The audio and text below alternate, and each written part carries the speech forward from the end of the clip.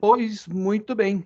Vamos começar então essa mais uma aula nossa de linguagem de programação, aprendendo um pouquinho de Java, entendendo como que é a estrutura da linguagem, como que as coisas funcionam, e aí a gente pode começar o nosso desenvolvimento, né? A gente falou na última aula da criação de uma classe, e uma classe, ela nada mais é do que um nome class, em inglês, né, classe, e aí um nome, e aí ela tem uma abertura de bloco e vem alguns conteúdos dentro dela. Tanto é que a gente fez a nossa famosa classe Olá Mundo, que eu acho que é a classe introdutória mais esperada de qualquer linguagem de programação, quando você está começando, é essa que você quer fazer. A gente fez este exemplo daqui. E a gente fez algumas discussões, e essas discussões são bem interessantes. Tem muita teoria envolvida em pouca coisa. Então, vamos conversar sobre, né? Nós montamos a classe Olá Mundo. Então, aqui está a classe Olá Mundo, class Olá Mundo, abre bloco, fecha bloco. Aqui no meio, a gente pode colocar as nossas variáveis, os nossos atributos, que são variáveis declaradas no escopo da classe. A gente pode colocar nossos métodos, a gente pode colocar comentários. Então, a partir deste momento, a gente vai desenvolver tudo que é necessário. Uma coisa muito importante é que a gente tem que lembrar que o Java tem algumas regras de nomeação das coisas. A primeira regra muito importante que a gente tem que seguir é um arquivo .java, e aí a gente está falando de arquivo .java, ele pode ter uma ou várias classes. Então, ele pode ter pelo menos uma classe. Mas ele pode ter duas, três, quatro, cinco, quantas você quiser. Obviamente, o interessante é por uma questão de organização. Normalmente, a gente não cria muitas classes dentro de um arquivo para que não perca o controle, né? Para que tudo fique mais fácil de ser localizado. Então, é um uso comum uma classe, um arquivo. Mas tem uma regra dentro da criação de classes que a gente mostrou por este programa, que é o outro nome.java, que a gente pode criar várias classes. Mas, se uma classe for pública, e eu só posso ter uma classe pública, apenas uma classe pública, esta classe pública, ela tem que ter o mesmo nome do arquivo .java. Então, olha só, eu tenho aqui outro nome. Então, aqui eu tenho um public, então essa classe é pública, class, public class, classe pública, outro nome. É exatamente o nome do meu arquivo aqui, ó, outro nome.java. Esse carinha daqui é a única classe que pode ser pública. As demais não podem ser públicas. Porque a regra para a classe pública é que ela precisa ter o mesmo nome do arquivo. Se eu colocar duas classes públicas com o mesmo nome, eu estou declarando novamente, redeclarando. E uma redeclaração não pode acontecer. Eu não posso ter duas coisas identicamente declaradas. Não pode. Só pode haver um. Então, por conta disso, nós só temos uma classe pública dentro dos nossos arquivos .java. Se eu não colocar o public, não há necessidade de ter nenhuma classe com o nome do arquivo. Isso daí é uma regra, não há necessidade. Tenho que ter pelo menos uma classe. Não importa se ela é pública ou se ela não é pública. Mas, se for pública, ela tem que ter o nome do arquivo. E só pode haver uma. Não pode ter mais de uma classe pública. Então, posso ter classes que são públicas e classes que não são públicas. A gente fez a experimentação do processo de compilação desse arquivo. A gente viu que a gente tinha, sei lá, 9 classes, se eu não estou enganado, né? 1, 2, 3, 4, 5, 6, 7, 8, 9. 9 classes. E quando a gente compila esse arquivo daqui, quando o arquivo outro nome.java é compilado, ele gera um arquivo .class para cada classe. E aí eu lembrei para vocês, olha, é muito comum as pessoas acharem que quando eu compilo o arquivo .java, ele obrigatoriamente gera para mim arquivo .class. E eu falei para você que não, não é isso. O correto é Quando você compila um arquivo .java, ele gera para você o bytecode, o arquivo compilado de cada classe que ele tem. Por uma incrível coincidência, né? Vamos pegar esse exemplo aqui. Meu primeiro programa Java. Como que eu criei o meu primeiro programa Java? Public class, meu primeiro programa Java. É uma classe pública. Só pode haver uma. Eu não tenho mais classes, então só tenho uma classe. Quando eu compilo o arquivo meu primeiro programa.java, ele vai criar uma classe compilada para essa classe que tem dentro do arquivo. Como que é o nome da classe? Bem, se ela é pública, ela tem o mesmo nome do arquivo. É uma coincidência, mas ele não gerou o arquivo .java, ele não compila e transforma no .class. Ele vai compilar as classes de dentro do arquivo .java. É isso que realmente acontece. É muito sutil, mas essa sutileza, por exemplo, na hora de uma entrevista de emprego, na hora de fazer uma prova, uma avaliação que seja para trabalhar, emprego ou estágio, pode ser o diferencial. Isso indica que você estudou realmente a linguagem e você entende o processo de funcionamento dela. O processo de compilação é desta forma. Então, eu vou mostrar para vocês algumas coisas importantes. No Dini, estou falando exclusivamente no Dini, eu vou mostrar como que funciona. Isto não é nenhum problema, você não precisa se preocupar que é de praxe todos os programas, todas as IDEs que a gente utiliza para desenvolvimento, tem essa possibilidade. Então, eu vou mostrar algumas características para a gente continuar a nossa conversa de hoje. Eu vou lá em ferramentas, cadê? Aqui. Construir, definir comandos de construção. E ele vai mostrar essa telinha para mim. Não precisa se preocupar, é uma exemplificação. Estou mostrando para vocês como que ele faz. O que nós temos? Nós temos um processo aqui que é o comando de compilar, depois tem o de linkagem, que é o make, e depois tem de execução. O Java não tem o processo de linkagem dos arquivos. Ele não tem. Quem tem isso daí é, por exemplo, a linguagem C. A linguagem C, você compila os arquivos, você faz a linkagem deles, e aí você cria um .exe, um executável, e depois você tem aqui o comando para rodar o .exe que você construiu aqui, né, na hora que você linkou todos os arquivos ou o arquivo, né? Tanto é que você pode ver, o make aqui ficou com a exemplificação do .o. O .o é o arquivo objeto, é o arquivo compilado da linguagem C. Essa ferramenta ela é multilinguagens, né? Então, você pode programar em linguagem C, linguagem PHP, HTML, Python, Pascal, ela tem um monte de possibilidades. Então, desde que você tenha o compilador instalado, todas funcionarão. Mas vamos ver aqui algumas coisas importantes. Então, nós não temos o processo de linkagem, construção do arquivo executável. Nós temos o processo de compilação e nós temos o processo de execução. E olha que interessante. No compilação, nós temos um Java C, porcentagem F. E o porcentagem F, eu já procurei, eu já pesquisei na documentação, é referente ao file, ao arquivo. É referente ao arquivo. Então, Java C, nome do arquivo. Ok. E aí, você tem aqui um Java, porcentagem E. O porcentagem E é o arquivo sem a extensão.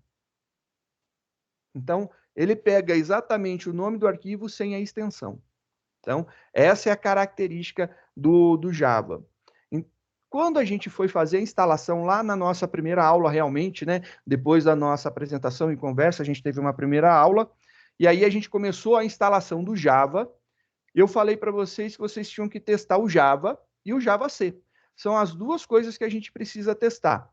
Que o Java C, ele faz parte do kit de desenvolvimento, que é ele que compila os códigos. E o Java, por si só, ele é responsável por executar os nossos códigos. É isso mesmo. Eu acho que foi o Brebal que falou comigo sobre isso, perguntando se não tinha um executável. Eu acho que foi. Se não foi, me perdoa, Brebal. Mas eu acho que alguém, e me perdoa quem foi, que eu não lembrei o nome, né? Alguém me perguntou se não gerava um exe. Não. E aí a gente vai conversar exatamente sobre isso agora. As linguagens de programação, elas são divididas em dois tipos. Nós temos as linguagens que são compiladas e as linguagens que são interpretadas. Foi o Leonardo. Obrigado, Leonardo. Desculpa, Gabriel, tinha confundido contigo, Bribol, mas não foi. Foi o Leonardo. Tranquilo, Obrigado, professor. Leonardo. Nem eu lembrar, por isso que eu não falei nada. Eu achei que tinha sido. Eu tinha guardado que você tinha perguntado alguma coisa, eu achei que tinha sido você que tinha feito essa pergunta, mas eu lembrei que tinha essa pergunta. Obrigado mesmo, valeu. E aí o que acontece? A gente estava falando que tem dois tipos de linguagem: as linguagens que são compiladas e as linguagens que são interpretadas. A gente, né, quem está fazendo o curso de análise e desenvolvimento de sistemas da FATEC Guaratinguetá, no primeiro semestre tem a introdução a algoritmos utilizando a linguagem C. Quando você utiliza a linguagem C, você cria um arquivo .c, que é o seu arquivo fonte, ou .cpp, né? Vai depender, você pode usar tanto C como .cpp que funciona. Então, tanto a linguagem C pode ser o arquivo .c ou o arquivo .cpp. E aí você passa pelo processo de compilação. E aí você compila o teu arquivo. O teu arquivo compilado, ele vai gerar uma extensão esquisita, que é o .o, que é o object, né? É o arquivo compilado, ele é em linguagem de máquina. No Java, ele não é linguagem de máquina. Bem, é uma linguagem de máquina, mas não é a linguagem de máquina que o sistema operacional entende. É uma linguagem de máquina que o sistema operacional que roda o Java entende. E aí eu vou explicar o que é esse sistema operacional já já. E aí depois a gente cria o processo de linkagem à construção, que é o make, e aí ele constrói o arquivo exe. Isso no Windows. No Linux, ele cria o arquivo binário. Binário é a mesma coisa que executável, só que no Windows executável tem a extensão .exe e no Linux não precisa ter extensão. Ele não tem a extensão e ele se torna executável através da mudança das propriedades do sistema, característica do sistema operacional. Mas, de qualquer forma, arquivo fonte, arquivo compilado, arquivo executável. Então, você tem o arquivo fonte, gera o compilado, constrói, gerando o executável. Você junta todos os compilados, monta um executável. Esse daí é o processo normal que a gente vê e a gente usa muitos programas que são resultados de uma compilação. Por exemplo, nesse exato momento, a gente está utilizando a IDE Dini. A IDE Dini é um exe. Esse exe ele foi compilado e ele gerou um pacotinho pronto para a gente utilizar. Mas eu aposto que deve ter alguns coleguinhas que estão utilizando o Teams pela plataforma web. Então, eles estão usando o Team Web. O Teams, né, no plural, perdão, o Teams, ele na web, assim como qualquer outro site que a gente utilize, ele é algo que é interpretado. Obviamente, ele tem um pouquinho mais de características, mas um site, normalmente, ele é interpretado. Então, sei lá, você acessou a página do Facebook ou a página do UOL, qualquer página que você acesse, ele tem um processo de carregar o HTML da página. Não importa o que vai ter, no final ele gera um HTML, que é o que é entendível pelos navegadores. E se você tiver uma conexão lenta, você vai ver a sua página assim, você tem a parte de cima, aí ele vai montando, aí ele vai colocando, e aí ele vai montando parte a parte. Esse daí é o processo de interpretação. Ele vai ler o código-fonte, então acho que vocês já devem de ter experimentado isso daí com o professor Dionísio, né? Ele vai ler lá o seu HTML e A cada linha que ele vai lendo, ele vai montando a resposta do que ele está lendo. E aí ele leu, ele põe na tela para você. Ele leu, põe na tela. Leu, vai montando. E ele vai fazendo esse processo até finalizar o carregamento completo da página. O carregamento completo de uma página HTML é o processo de interpretação de todo o conteúdo do arquivo HTML. E aí, o arquivo HTML, tanto é que se a gente clica com o botão direito em qualquer site, a gente consegue ver o arquivo fonte, né? A gente consegue ver o comando, mais ou menos, né? Eu vou deixar isso daí, é o mais ou menos, tem alguns que proíbem, né? Tem algumas coisas que são resultados de compilação, então realmente não é aquilo, mas você consegue ver o arquivo fonte do que você está visualizando nesse exato momento. Isso daí é uma coisa muito interessante. Porém, o Dini, eu não tenho como clicar com o botão direito e olhar como que é o arquivo fonte dele. Abro uma aspas porque, obviamente, o Dini é open source, ele tem o código aberto. Open source. Aberto, código. Open, aberto, source, código. Beleza? Open source. Você consegue ver o código-fonte dele, mas não é algo tão simplório, né? E uma coisa muito interessante existem grandes diferenças de linguagens interpretadas e de linguagens compiladas. A primeira e mais gritante de todas é a velocidade. Uma linguagem que gera resultados compilados, o resultado final do programa é muito mais rápido do que uma linguagem interpretada. O resultado final de um compilado é mais rápido do que o interpretado. Essa é uma característica a favor do compilado. Outra característica a favor do compilado. Quando você compila e você faz o make, que é a linkagem ligando todos os arquivos, por que o make acontece e eu falo que ele liga todos os arquivos? Porque não é somente o seu arquivo fonte, o compilado que vai ser gerado o executável. São todas as bibliotecas necessárias para a execução. Então, quando você pega, por exemplo, lá, vamos imaginar um arquivo .c, você faz lá o include do standardlib, do stdlib, para que você possa usar, por exemplo, o scanf. Quando você faz isso, você está incorporando, além do teu arquivo fonte, você tem que pegar o arquivo fonte da standardlib. E você vai juntar os dois e gerar um executável. Só que não são somente esses dois. Ainda tem todas as ferramentas e bibliotecas que vão tornar ele auto-executável pelo sistema operacional. Então, ele inclui já um monte de coisinhas que vão fazer com que ele se torne um arquivo executável. Tanto é que, se você for prestar atenção no tamanho, você cria um arquivo .c ou CPP, escreve um código simples, sei lá, um print na tela, ele tem alguns K, você compila, o arquivo compilado tem alguns K também, e aí é K, que eu estou falando é de kilobyte, então pouca coisa, quase nada, 1K, 2K, pouquíssimo, mas na hora que você gera o exe, ele fica lá, sei lá, com 400K, e aí você fala, pô, tinha 1K quando eu criei o fonte. Quando eu compilei, ele continuou com 1K, mas na hora que eu gerei o executável, ele se transformou em 400.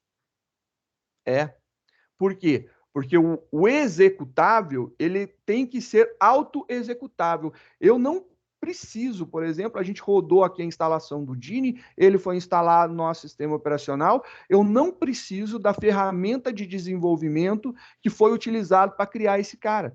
Então, sei lá, se essa ferramenta foi criada, por exemplo, em Pascal, eu não preciso ter aqui o compilador Pascal instalado, nem, por exemplo, uma IDE para executar ela. Eu não preciso. Ele é auto-executável. E tem mais uma característica, né? Ele é portável para qualquer sistema operacional equivalente ao que você compilou o teu programa. Então ele tem essa característica também muito legal. Os interpretados, eles precisam de um programa para rodar. Tanto é que, para você acessar a internet, você usa um navegador. O navegador é o nosso interpretador. Sim, pior que é.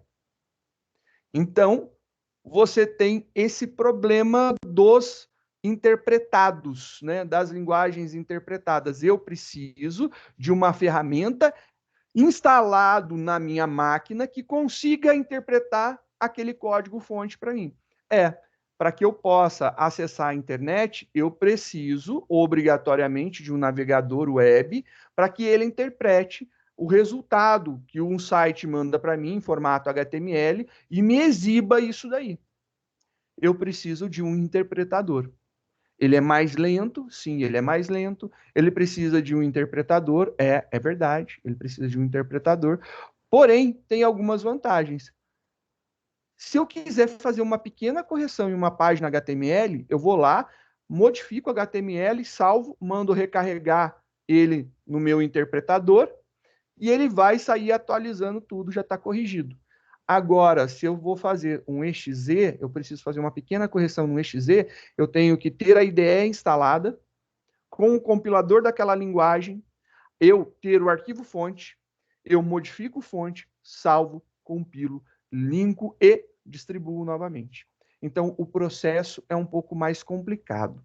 Então, tem vantagens e desvantagens em cada um dos modelos, né? Então, o modelo compilado, ele tem a vantagem da velocidade, mas ele tem a desvantagem da possibilidade de atualização ser um pouco mais restrita, um pouco mais lenta, né? É mais difícil eu conseguir redistribuir uma atualização que seja feita, né? O interpretado, ele precisa ter uma ferramenta instalada para interpretar aquela determinada linguagem.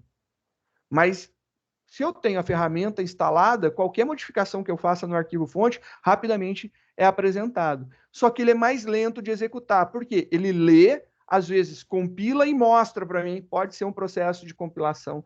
Por exemplo, se a gente estiver falando de um PHP junto, né? O PHP é compilado, então ele tem que resolver o PHP gerando HTML e depois ele interpreta o HTML para a gente. Então é muito comum isso acontecer. Por conta disso, acaba sendo um pouco mais lento. Então, os compilados eles são otimizados para o sistema operacional. Os interpretados eles não são otimizados, mas eles têm essa flexibilidade. E aí você fala assim, tá, linguagem Java é compilada ou é interpretada? Bem, ela é compilada. Com certeza ela é compilada. Porque o que acontece? Quando a gente pega o nosso arquivo fonte, a gente tem até um Java-C, que é um Java compiler, né? Um compilador Java. Ele compila o nosso arquivo e ele gera para a gente. Então, eu peguei aqui meu arquivo, ele compilou, ele vai gerar para a gente os nossos arquivos, só mostrando aqui, olha lá, compilados. Ele gerou o nosso ponto .class. Então, o ponto .class é o resultado da compilação do nosso arquivo .java. Ele gerou a classe compilada. Beleza.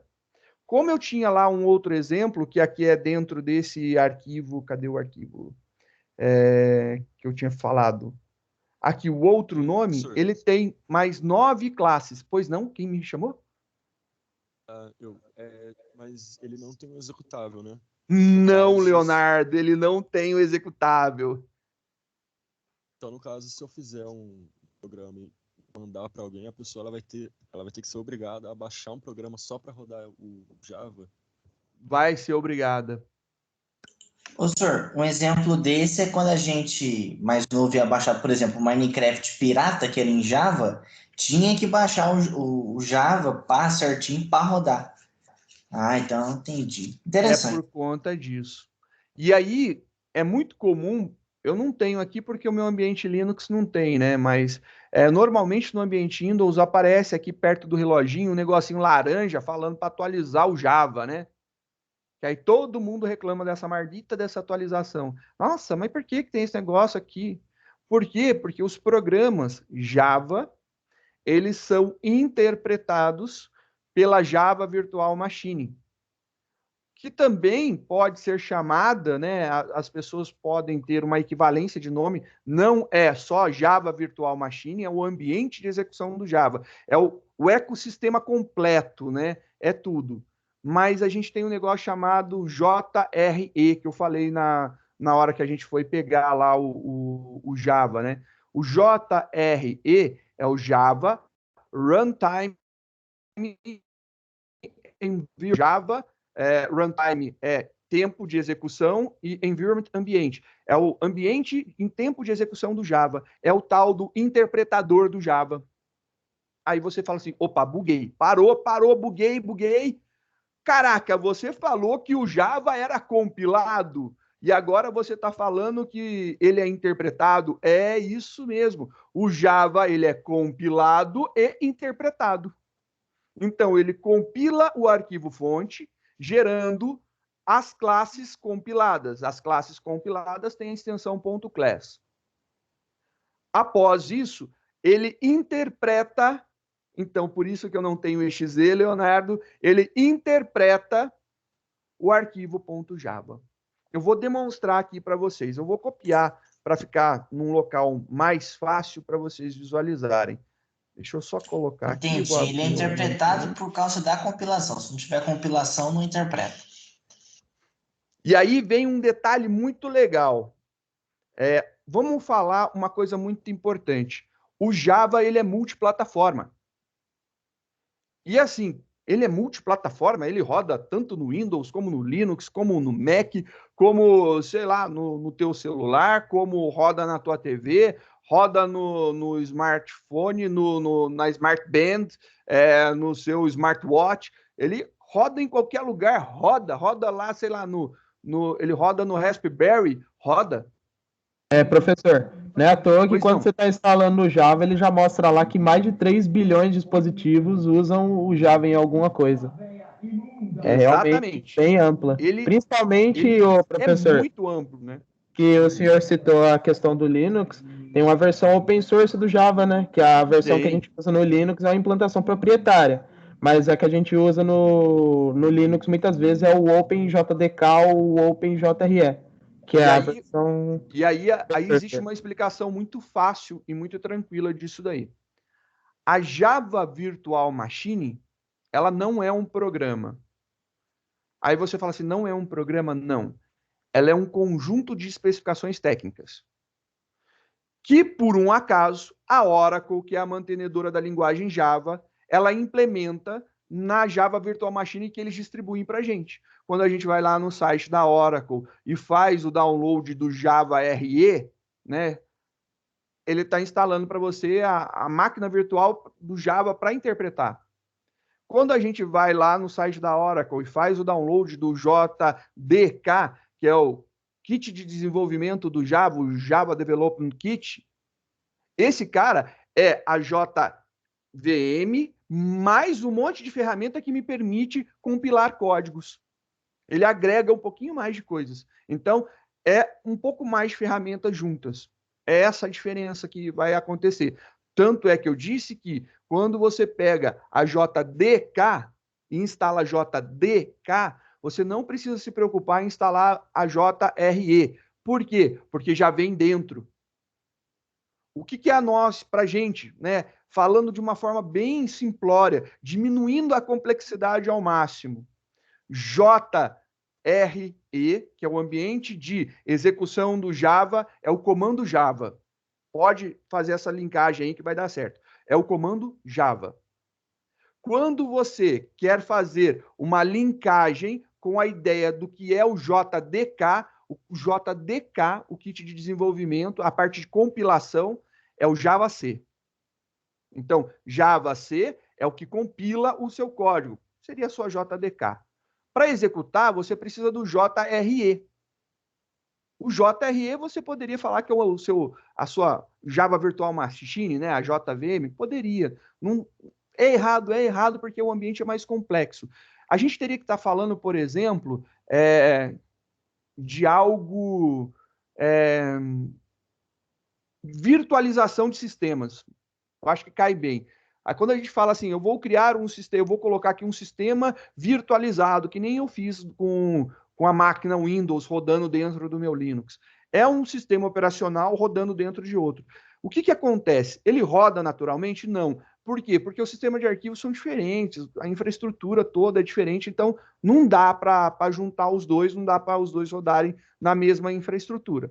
Mas o que eu posso fazer?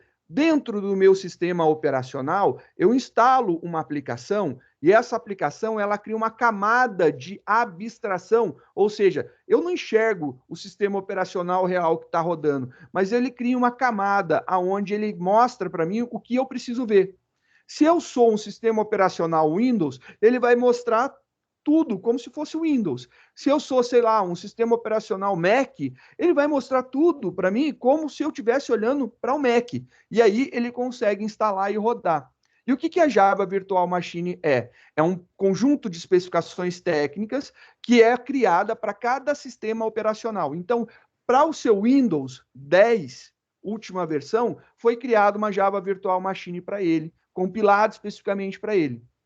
Para o meu Linux, também foi criada uma Java Virtual Machine para o meu Linux. Não é a mesma, mas elas seguem o mesmo conjunto de especificações técnicas. Então, se for exatamente o mesmo conjunto de especificações técnicas, ela tem que funcionar. Por exemplo, existem muitos fabricantes de linguagem que eles pegam a ideia da JVM e eles criam a própria JVM deles. Mas, se você quiser usar para compilar o Java, funciona. Por quê? Porque o conjunto de especificações técnicas é o mesmo. Tem que respeitar para ser uma Java Virtual Machine. Tanto é que a Java Virtual Machine não é utilizada somente para o Java. Várias outras linguagens fazem uso dela. Por quê? Qual que é a ideia? O meu compilador Java, ele não gera algo para o Linux ou para o Windows. Ele gera algo que rode em cima da Java Virtual Machine. Quando eu estou compilando um programa, e aí vamos pegar lá da linguagem C, você instalou a IDE lá de compilação no teu sistema operacional, você tem o compilador, você criou um arquivo fonte, salvou, mandou compilar, ele vai pegar com base no teu sistema operacional e vai fazer lá a compilação, e quando você linka, ele pega todas as informações que vão permitir rodar dentro do teu sistema. É isso que ele faz. Se eu pegar o mesmo programa C, o arquivo fonte.c, e abrir no meu Linux, e aí eu estou pegando o ambiente Linux, e eu mandar compilar, ele também vai gerar o .o. Se eu mandar ele executar, ele vai fazer se eu mandar ele construir, né, fazer o make, ele vai criar o executável e ele vai ter um executável que vai rodar no meu sistema operacional. Mas eu precisei compilar novamente o código. E isso daí é o que é ruim. Já pensou se para você pegar uma aplicação que você desenvolveu, você ter que compilar no teu sistema operacional de novo para você poder executar? O que o Java inventou? Ele criou uma camada de abstração para o sistema operacional. Você não enxerga o sistema operacional. A linguagem Java, ela não enxerga o sistema operacional. Isso daqui não é o sistema operacional, é a Java Virtual Machine. A Java Virtual Machine, ela enxerga o sistema operacional. Ela cria uma camada de proteção e ela te protege. Então, você está programando, não é para Windows, não é para Linux, não é para Mac. Você está programando para Java Virtual Machine. É para isso que você está programando. Tanto é que, quando eu faço no meu sistema operacional lá, eu faço a compilação e aí eu faço o make, né, a linkagem, e gero o executável, eu tenho alguns problemas associados a isso daí. Por exemplo, pode ser, e isso daí a gente tem várias coisas que acontecem, que se você mudar a versão do sistema operacional, o teu programa não rode. Então, por exemplo, você tinha lá um programa que você fez ele no Windows XP, compilou ele no Windows XP. E aí você vai bonitão, vou colocar no meu Windows 10. Ele não vai.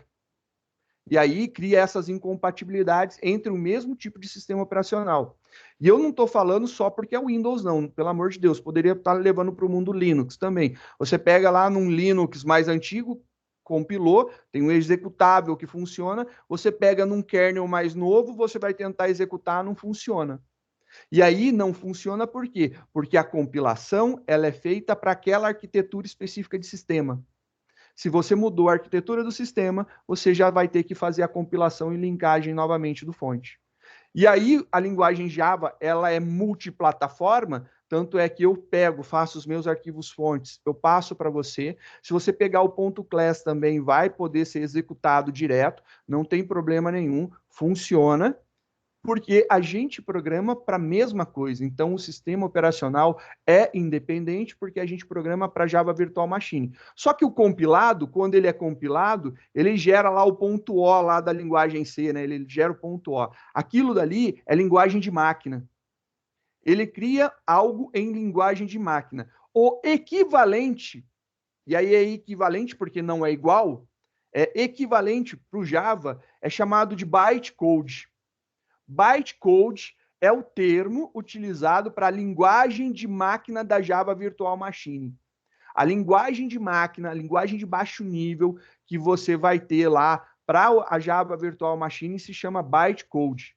Quando você está fazendo um processo de compilação para uma linguagem que é compilada 100% e ela gera executáveis, ele vai gerar arquivos que vão ter lá codificação binária, né? Então ele vai ter o ponto O, ele vai estar compilado e o dele não é a linguagem que a gente vai ter compilada do Java. Por quê? Porque o Java foi compilado para funcionar sobre o sistema operacional dele, a Java Virtual Machine. Nota, sistema operacional dele, entre aspas. O ambiente de execução do Java, Java Virtual Machine. Então ele compila para aquele ambiente. Por isso que quando eu distribuo para você um arquivo .java ou .class, eu tenho garantia de que você consegue fazer a execução novamente. Por que que você consegue? Porque você tem uma Java Virtual Machine instalada e você já tem a capacidade de digitar o comando ou executar lá o Java, nome da sua classe. E olha só, eu vou mostrar aqui, vou dar um ls** Java, só para mostrar aqui o arquivo, né? Tem alguns arquivos .java de exemplo. O que a gente criou agora se chama meu primeiro programa.java. É esse arquivo. Então, aqui, ó, meu primeiro programa.java. Exatamente o arquivo em texto que a gente consegue entender com a extensão .java. Como que é o processo que a gente comentou lá na telinha do Dini? O primeiro processo é o Java-C para compilar. Então, vamos ver lá o Java-C. Eu vou mostrar em modo texto para que vocês possam ver que é exatamente a mesma coisa que está acontecendo. Java-C. E o Java-C, ele pede o nome, ele coloca lá no Dini porcentagem F, né? Porcentagem file, ou seja, o nome do arquivo. Então, eu vou colocar aqui o nome do arquivo. Meu primeiro programa.java. Então, ele colocou aqui, meu primeiro programa.java. O nome do arquivo fonte vai ser compilado na linguagem Java. Então, ele vai compilar, né, aqui é o Czinho de compilador, o meu arquivo fonte. E aí, eu vou dar Enter. Dei um Enter. Ele não deu nenhuma saída para mim. Se ele não deu nenhuma saída, isso indica para mim que a compilação foi concluída com sucesso, porque ele não deu mensagem de erro. Agora, se eu der uma olhada aqui em .class, você vai ver que surgiu o meu primeiro programa.class, que é a compilação da classe que estava dentro do meu primeiro programa.java. Então, ele pegou essa classe daqui, ó, classe meu programa, meu primeiro programa Java, e compilou ela. Ele fez o processo de compilação. Agora, para interpretar ela, a gente vai chamar o comando Java. Então, eu vou digitar Java, e agora eu vou colocar o quê? O nome da minha classe. Como que é o nome da minha classe? Meu primeiro, esqueci do primeiro programa Java. Eu disse que é o nome da classe. Não é o nome do arquivo que contém a classe. É o nome da classe. Eu vou interpretar a classe. Beleza? Ele vai procurar isso dentro do arquivo .class. Mas é problema dele. Executei. Não saiu nada. Óbvio que não saiu nada, porque o nosso programa, ele não fazia nada. Diga, Bruno. Pois não, meu querido. Professor, o senhor falou sobre que Java não tem compatibilidade, mas em questão de versões do Java, no momento que a gente está desenvolvendo, aí sim pode ter uma incompatibilidade, né? A gente está fazendo... Foi o que eu te falei. Se você compilar o teu programa para o Windows XP, ele pode não rodar no Windows 10. Se você compilar o teu programa no Java 6, ele pode não rodar no Java 11, por exemplo. Ou pior, né? Eu acho que até roda. Mas o Java 11 não vai rodar no Java 6, dependendo da feature que você utilizar. O professor, eu fiz mais ou menos como se fosse uma comparação, como se fosse o Java, fosse um videogame, um Play 4 agora. Uhum. Aí a gente está desenvolvendo os jogos para o Play 4. Em qualquer casa, a gente vai poder jogar, depois que você fez o programa, você vai poder jogar o jogo no Play 4, quem tiver Play 4, quem tiver o Java. Saiu o Play 5. Saiu o Play 5. Aí o Play 5 pode ser que dê problema, né? Pode ser que dê problema. Se ele não for exatamente compatível com 4, dá problema.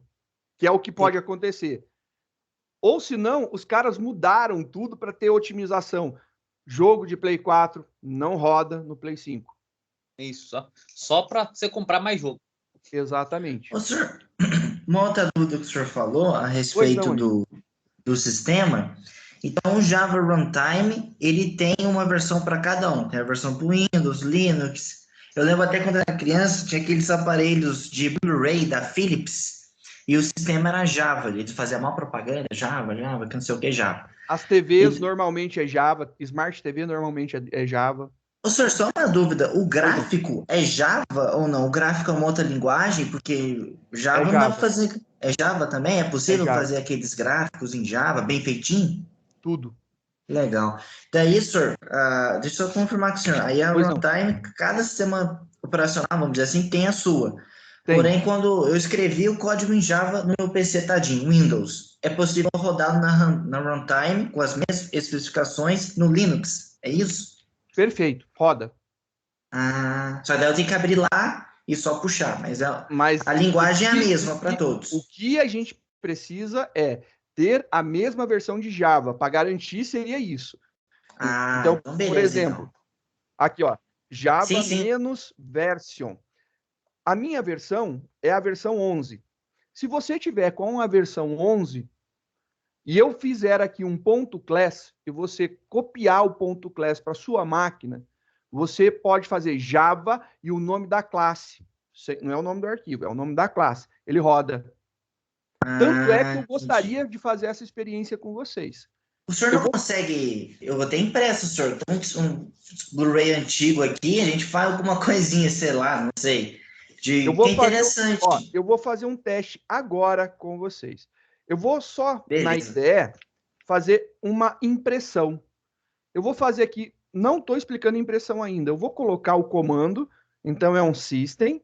Estou chamando uma classe chamada system.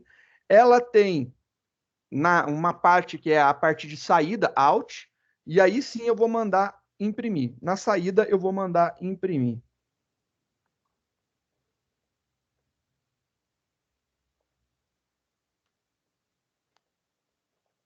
Primeiro programa, ok?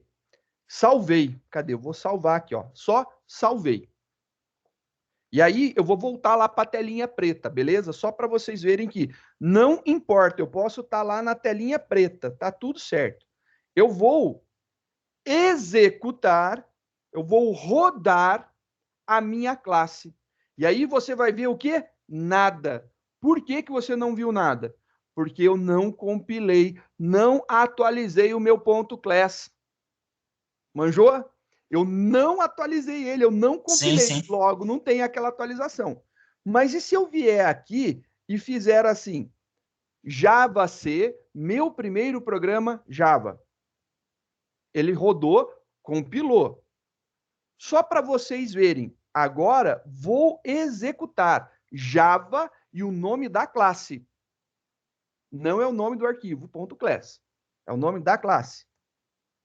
E aí ele, opa, não apareceu nada. E aí por quê? Porque eu lembrei, eu salvei em pasta diferente. Ah, Ai, beleza, que senhor. burro! Tá Não, tranquilo. peraí, vamos fazer aqui. Eu salvei. Olha lá onde está salvo. Esse aqui eu salvei num lugar diferente. Ei, burrão. Ei, parabéns! Pronto, substitui lá. Agora vai dar certo. Novamente, vamos lá. Vamos ver aqui o que acontece. Vou compilar. Ele compilou. Vou executar. Agora apareceu lá, apareceu o primeiro programa, exatamente o que a gente mandou. É porque eu estava salvando em pasta diferente para ficar mais fácil, senão o caminho fica muito longo e não dá para ler na linha. Mas olha aqui que legal. Eu posso executar ele na mão. E esse comando Java C, ele chama o arquivo fonte.java. O Java só, que é o nosso interpretador, então aqui é o compilador e esse aqui é o interpretador, ele chama o nome da classe que ele vai interpretar. É exatamente as mesmas coisas que a gente tem aqui, ó. Você tem lá o Java C, nome do arquivo, e o Java, o nome do arquivo sem a extensão. É exatamente isso. Literalmente é isso que a gente tem aqui. Então, tanto faz você ir lá pelo modo texto ou você vir pela IDE, ele está fazendo a chamada dos comandos que a gente viu. Isso daí é bem bacana. Eu vou inserir um erro, beleza?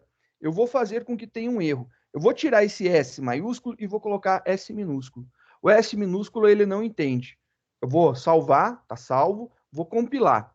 Na hora que eu compilo esse cara, olha aqui, ele deu um erro chamado aqui, ó, meu primeiro programa Java, na linha 5, error, package system does not exist. Não existe o pacote system com S minúsculo. E aí ele está apontando aonde deu e falou que tem um erro de compilação aqui. Ok? Vamos lá na telinha preta. Vou fazer então aqui a execução. Eu vou chamar o compilador. Vamos compilar o programa. Compilei. E aí, olha que legal. Ele dá exatamente a mesma mensagem de erro.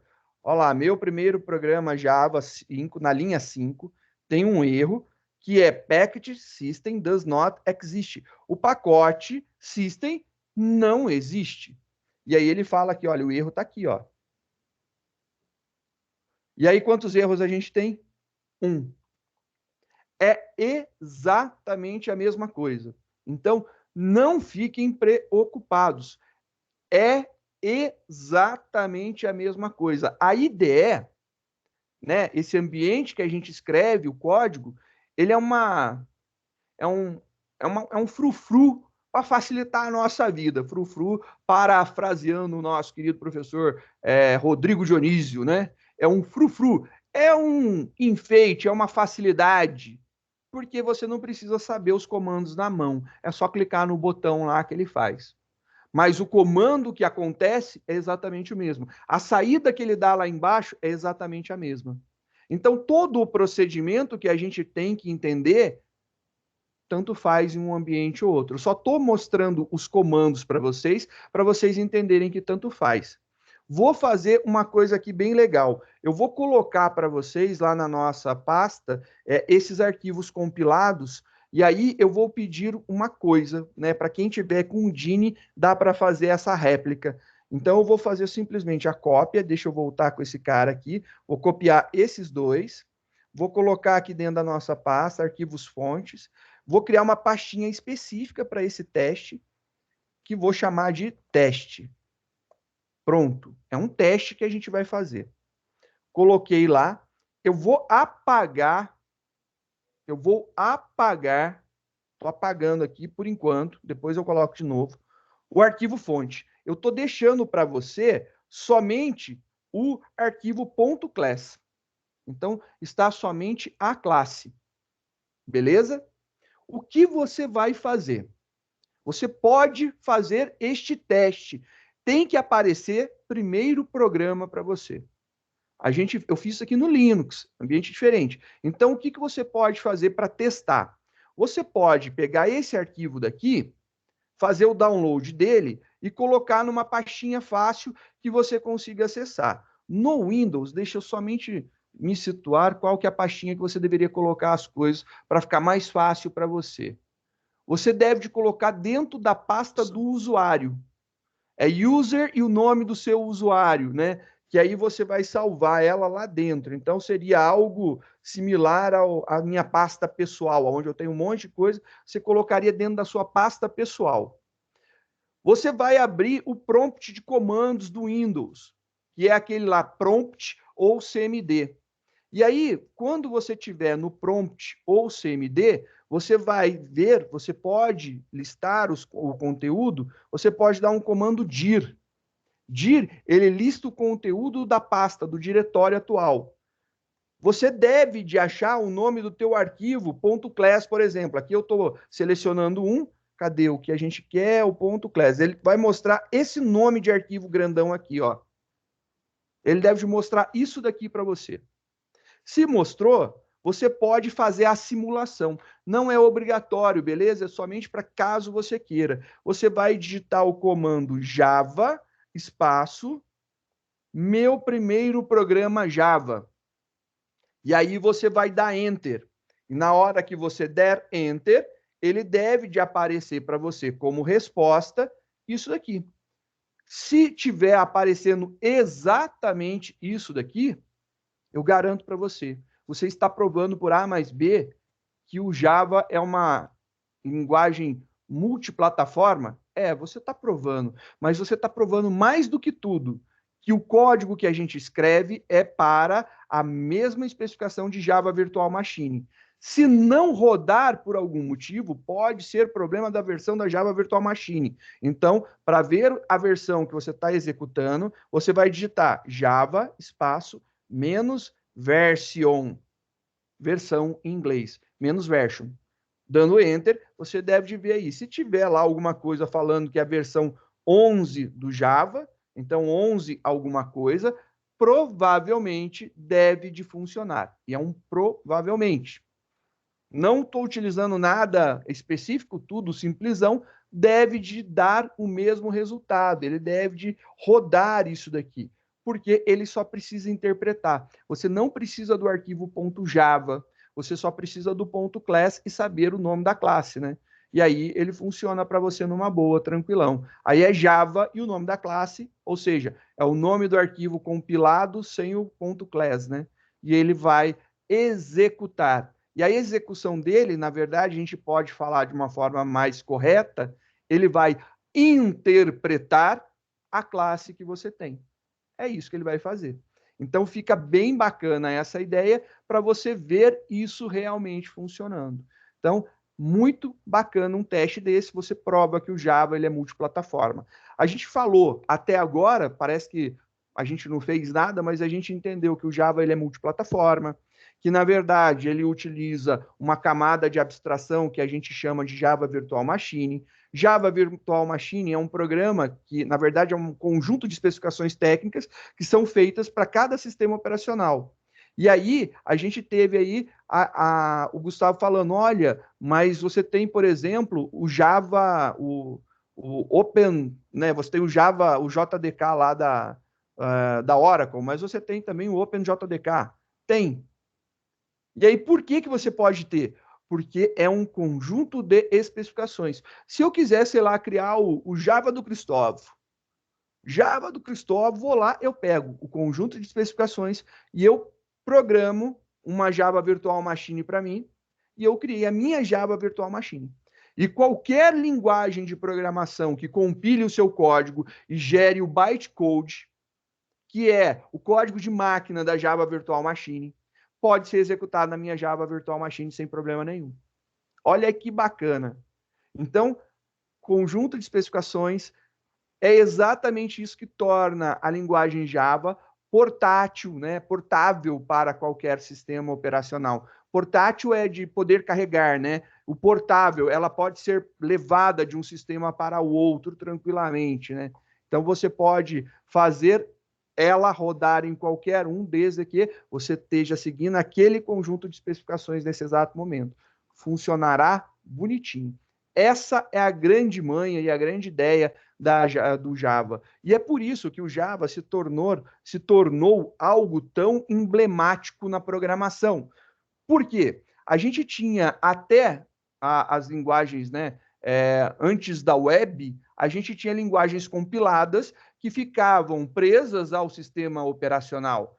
Quando a gente saiu do 16 bits para o 32, um monte de programa parou de funcionar. Quando a gente saiu do 32 para o 64, mais um monte de programa parou de funcionar. Quando eu, saí do meu Windows XP e fui para o Windows 7, parou de funcionar o driver do scanner. Por quê?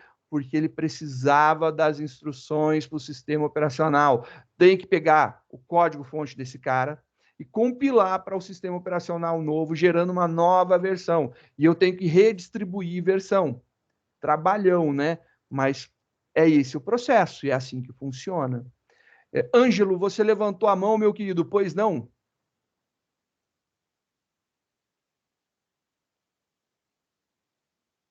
Tudo certo? Tá tudo certo. Então, qualquer coisa, só falar, Ângelo, nem precisa levantar a mão. Perdão, não. Senhor. O senhor tá ouvindo? Tô ouvindo muito bem. Ah, tá. É que no técnico, senhor, também, o professor estava explicando que tem a questão do método, do get, do set, e daí ele explicando que o Java se tornou seguro por causa disso, da variável não ficar lá exposta, lá dando jeito. Ela simplesmente fica mais escondida. Legal, interessante, senhor. A grande ideia do que você está falando é um dos pilares da programação orientada a objetos, que é o tema da nossa próxima disciplina. Você faz o encapsulamento. Nome bonito, é encapsular, colocar dentro de uma cápsula, né? Proteger. E a ideia de proteger é você criar uma restrição. Em banco de dados, você tem as constraints, que são as restrições. Por exemplo, uma constraint de nulidade, o valor não pode ser nulo, ou seja, é obrigatório. Uma constraint de unicidade, não pode ter valor repetido, tem que ser único, não pode ter coisas duplicadas. Então, é uma restrição. O encapsulamento é uma capacidade de implementar uma restrição, também conhecida, é mais comum você ouvir como regra de negócio, porque aí você coloca uma regra de negócio para aquela variável. Por exemplo, uma variável inteira, na linguagem Java, ela pode ser negativa ou positiva. É de menos 2 bilhões a mais 2 bilhões os valores que ela aceita. E se você só quisesse valores positivos? Você tem que criar uma restrição.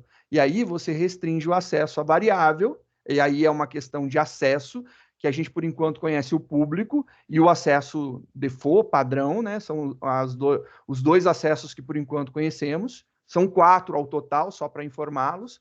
Mas existe a possibilidade da gente restringir o acesso a ela. E aí a gente cria métodos acessores. Os métodos acessores são os métodos que dão acesso à variável. E aí implementamos nossa regra de negócio dentro do método para que isso daí possa ser validado. E aí fica show de bola o bagulho, entendeu? Senhor, porque daí quando chega na mão do usuário, o senhor falou aí que tinha o default, né, que aceita, o usuário não tá nem aí, ele digita um montão de coisa lá e que se dane o sistema. Não precisa nem ser usuário, pode ser o mardito do tester, o cara que vai testar o teu sistema, entendeu? Marvado, da onde que ele tira essas doideiras, chega lá, deixa eu digitar aqui, pum, caiu o negócio. Exatamente isso que acontece, eu acho lindo. É legal, é interessante. Gustavo? Oi, professor.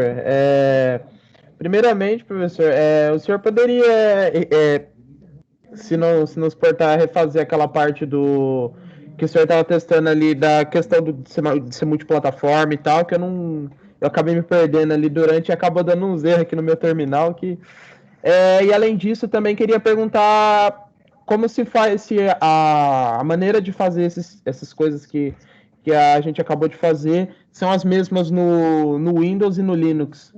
Exatamente tem a algumas mesma pessoas que coisa. estão com dúvida e eu também fiquei com dúvida também. Tanto é que eu estou fazendo no Linux exatamente a mesma coisa. Eu não Sim, tenho eu também. instalado nessa máquina que eu tenho, que é o Windows, eu não tenho instalado Java, porque foi aquela que eu disse que eu perdi durante a semana, eu acho que é a semana passada ou retrasada, né? Eu ainda não instalei o Java nele. Eu vou ver se eu instalo agora na hora do intervalo, e aí eu já mostro logo depois, porque aí o processo de instalação vai demorar um pouco, e aí eu não prendo vocês nesse processo daqui da instalação. E aí vocês podem tomar um cafezinho, mandar o iFood aqui em casa e tá tudo certo. Entendo. É que aqui eu também uso Linux aqui e no meu terminal aqui eu não consegui, aqui tá dando erro de que não foi possível procurar a classe do negócio ou algo assim, e eu acabo me perdendo aqui e resolvi perguntar mesmo. Legal, vamos fazer um teste então com o seu, vamos fazer algumas experimentações. Já que você está usando o Linux, vou passar alguns comandinhos para você fazer algumas experimentações. E aí, se não der certo, relaxa, aí a gente combina, marca um horáriozinho aí, e aí hoje eu não posso ficar depois da aula, porque eu já marquei um atendimento. Mas aí, logo depois, se você tiver disponível à noite, a gente vai lá pelo Zap ou pelo Teams mesmo, a gente se comunica e a gente resolve a exportação das variáveis, prepara tudo e fica, ó, supimpa para utilizar. Ok. Obrigado. Imagina. Professor, Pois não, meu querido. Diga, eu tô Bruno. usando Foi o Bruno? Não, foi o Leonardo, desculpa. Pode falar, Leonardo. tô usando o prompt de comando para fazer isso. E o meu também não deu certo. Tipo, eu dei um CD, aí eu entrei na pasta que tá o .java, depois eu dei um dir, né, para ver se ele reconhecia, ele reconheceu os arquivos, até apareceu ali. Na hora que eu dou o Java C e coloco o nome do arquivo, ele não... somente você que está colocando o .java ou .class com Java C? O .java. Beleza, é isso mesmo, é Java C com .java.